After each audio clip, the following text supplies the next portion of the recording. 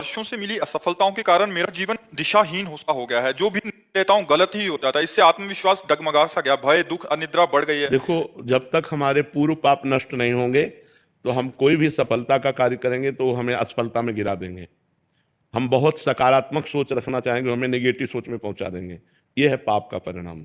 और पाप को नष्ट किए बिना हम सुखी नहीं हो सकते। इसलिए पाप नष्ट करने के लिए और भी उपाय हैं, जैसे तीर्थयाटन है, गंगा स्नान है, और भी है। लेकिन सही सटीक पाप की जड़ का नाश कर दे नाम है। नाम संकीर्तनम यस्य सर्व पाप प्रणाशनम।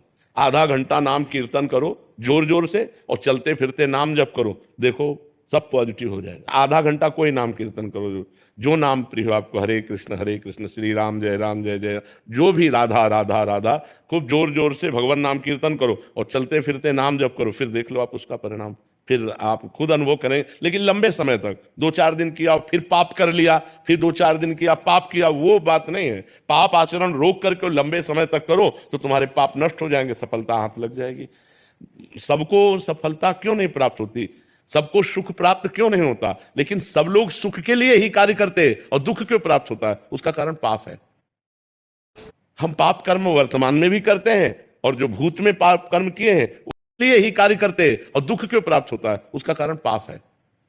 हम पाप कर्म वर्तमान में भी करते हैं, और जो भूत में पाप कर्म किए हैं वो परिणाम में आ रहे हैं, इसलिए हम असफल हो रहे हैं, दुखी हो रहे हैं, चिंतित हो रहे हैं। नाम जप करो, बहुत आनंद प्राप्त होगा, बहुत आनंद। हम कह रहे हैं लोक परलोक के सब सुख आपको प्राप्त हो जाएंगे। आप डट के नाम जप तो करो। जैसे लोग कहते हैं कि नाम जप करने से क्या खाना मिल जाएगा, तुम खाना की बात क्या करते हो? अगर भगवान का नाम जप करो तो लोक परलोक सब जगह सुख प्राप्त होता है। जहां पाप नष्ट हुए तो सुख ही सुख घेर लेता है। और अगर भाई पाप कर्म करोगे तो पुण्य के प्रताप से ये मिल जरूर सकता है, लेकिन तुम्हारा नाश हो जाएगा। अंत में तुम्हारा नाश हो जाएगा। अंत में तुम जीरो पे होगे, कुछ तुम्हारे पास नहीं होगा। अगर नाम जप कर रहे हो, आज दुखी हो, चिंता मत करो, कल सुखी हो जाओ। हमको भोजन तक नहीं मिले 8-8 दिन, जो आज हम आपको प्रमाण दे रहे हैं कि हम गाड़ी पे चल रहे हैं, तो कल हमको भोजन नहीं मिला। सर्दी में ओढ़ने के लिए कंबल नहीं था, बोरा ओढ़ते थे, टाट टाट समझते ना, जिसमें गेहूं का आटा भरा जाता है, वो बोरा ओढ़कर सर्दी पार करते थे। और आज हम आपको क्या बताएं, जब आप समझ लो यही है तो क्या व्यवस्था नहीं होगी?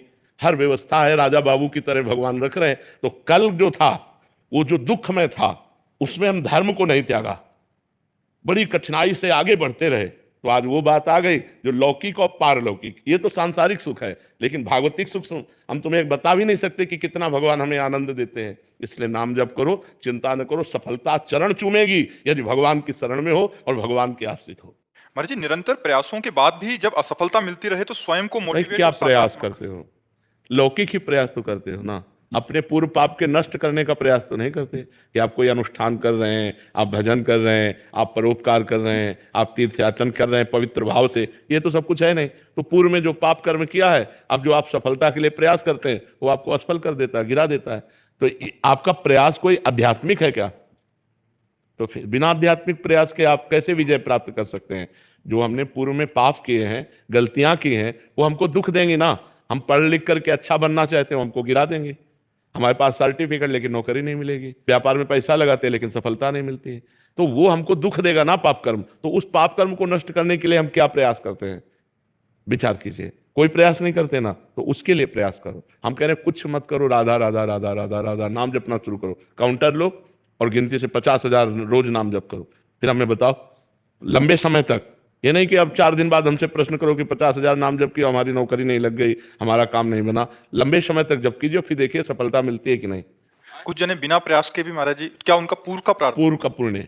पूर्व का पुण्य है कि उनका प्रयास कोई ज्यादा प्रशंसनीय नहीं है, पर वो सफलता प्रशंसनीय प्राप्त कर रहे हैं, ये पूर्व का पुण्य है। ऐसा भी देखा जाता है कि वो बिना उसमें योग्यता भी नहीं है, फिर भी बिल्कुल, हाँ, योग्यता भी नहीं, प्रयास भी नहीं, सफलता अधिक है, ये पूर्व का पुण्य उनका काम कर रहा है। योग्यता है, प्रयास भी है, लेकिन सफलता नहीं, ये पूर्व का पाप उसको गिरा रहा है। क्रम होता है, जब पुण्य लगेगा तो आप पाप कर्म करो तो भी उन्नति होती चली जाएगी, और जब पुण्य का संयोग आएगा, जैसे पाप का लगा संयोग, तो अब आप चाहे जितना पुण्य करो, आप चाहे जितना धर्म करो, वो आपको दुख ही देता चला जाएगा। और पुण्य का संयोग है तो आप पाप कर्म करो तो भी आपको सुख मिलता चला जाएगा। लेकिन जब ये पुण्य खत्म होगा और पूर्व का पाप और वर्तमान का पाप मिलेगा तो आपको कष्ट दे देगा। और जब उनका पाप नष्ट हो जाएगा तो ये पुण्य और वो पुण्य पीछे का जब मिलेगा तो उनकी उन्नति हो जाएगी। ये एक क्रम है ईश्वरीय, जो ईश्वरीय भागवती है, जो क्रम है वो ये है। तो इसलिए नाम जप करो और अपने पापों को भस्म करके आगे बढ़ो, नाम जप करो। ठीक है।